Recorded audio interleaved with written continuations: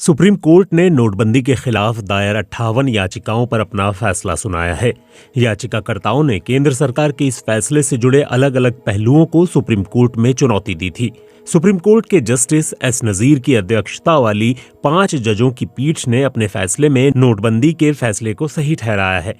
हालांकि जस्टिस नागरत्ना ने अपने फैसले में इसे गैर कानूनी बताया है। जस्टिस एस नजीर की पीठ ने किन वजहों से याचिकाकर्ताओं की दलीलों को खारिज किया और किस आधार पर नोटबंदी के फैसले को सही ठहराया है, ये जानना अहम है। लाइव लॉ में प्रकाशित रिपोर्ट के मुताबिक जस्टिस गवई ने कहा है कि भारतीय रिजर्व बैंक कानून की धारा 26(2) में दी गई शक्तियों के आधार पर किसी बैंक नोट की सभी सीरीज को प्रतिबंधित किया जा सकता है और इस धारा में इस्तेमाल किए गए शब्द किसी को संकीर्णता के साथ नहीं देखा जा सकता। बेंच ने कहा, इस कदम से क्या हासिल हुआ या नहीं, इस आधार पर इसके कानूनी रूप से सही होने या न होने का कोई संबंध नहीं है।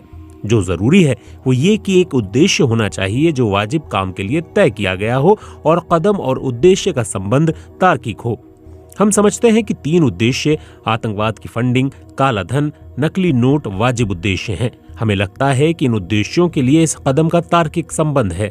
कोर्ट का कहना है, आरबीआई एक्ट के मुताबिक केंद्र सरकार को एक सीरीज या सभी सीरीज के नोट बंद करने का अधिकार है। इससे पहले 2 बार सभी नोट के बजाय कुछ नोट बंद किए गए थे, तो इसका मतलब ये ना निकाला जाए कि केंद्र सरकार को बस इतना करने का अधिकार है।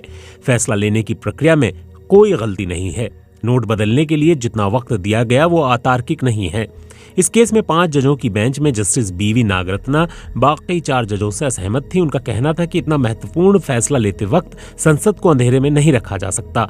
संसद लोकतंत्र का केंद्र है। इस फैसले को नोटिफिकेशन से लागू करने की बजाय संसद के साथ चर्चा करके कानून बनाकर लागू करना चाहिए था। उन्होंने कहा, जो दस्तावेज सबमिट किए गए हैं उसमें आरबीआई ने कई जगह लिखा है जैसा कि केंद्र सरकार चाहती है। इसका मतलब आरबीआई ने स्वतंत्र रूप से कुछ नहीं किया है। सारी एक्सरसाइज 24 घंटे में कर ली गई। जस्टिस नागरत्ना ने कहा, यह प्रस्ताव केंद्र सरकार की ओर से आया था, उस पर आरबीआई की राय मांगी गई। आरबीआई एक्ट के मुताबिक इसे आरबीआई का सुझाव नहीं माना जा सकता। आरबीआई की राय नतीजों को ध्यान में रखते हुए स्वतंत्र और सपाट होनी चाहिए। इस फैसले के बाद जो मुश्किलें आईं, ये सोचने वाली बात है कि क्या आरबीआई को इसका अंदाजा नहीं था। ये फैसला गैर कानूनी है, लेकिन इस पर काम हो चुका है तो इसे अब बदला नहीं जा सकता। इसलिए अब क्या रिलीफ दिया जाए। 98% नोट बदले गए।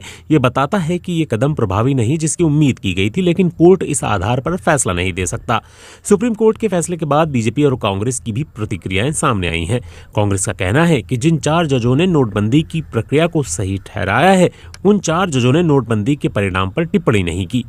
वहीं बीजेपी ने फैसले को अहम बताते हुए नोटबंदी का बचाव किया है। ये फैसला 4-1 का फैसला था। एक माननीय जज ने, जस्टिस ने डिसेंटिंग नोट भी अपना, विरोध भी अपना दर्ज किया। फैसले में नोटबंदी के फैसले की जो प्रक्रिया है उसको सही ठहराया गया है। फैसले के ऊपर या फैसले के जो नतीजे निकले उस पर कोई चर्चा नहीं की, उस पर कोई निर्णय नहीं दिया। जो 1934 का आरबीआई एक्ट है उसका सेक्शन 26(2) यह फैसला सिर्फ उस पर केंद्रित था कि उसकी कोई अवहेलना नहीं हुई, उसका पालन हुआ गया। अलावा इसके माननीय सर्वोच्च न्यायालय ने न इस पर कोई टिप्पणी की कि क्या नोटबंदी से आतंकवाद कम हुआ, क्या नोटबंदी से जो करेंसी सर्कुलेशन में थी, काला धन सर्कुलेशन में था, क्या वो कम हुआ। इस सब पर कहीं कोई एक शब्द भी इस निर्णय में नहीं है। तो यह कह देना कि माननीय सर्वोच्च न्यायालय ने नोटबंदी को सही ठहराया है, मुझे लगता है गलत होगा।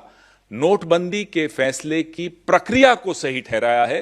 फैसले पर कोई टिप्पणी माननीय सर्वोच्च न्यायालय ने नहीं की है। ये पूरी नीति टेरर फंडिंग, फेक करेंसी को रोकने के लिए और आपके money laundering etcetera, black marketing को रोकने के लिए की गई थी और यह उद्देश्य सही है और गवर्नमेंट ये पॉलिसी डिसीजन ले सकती है, उसको लेने का अधिकार है।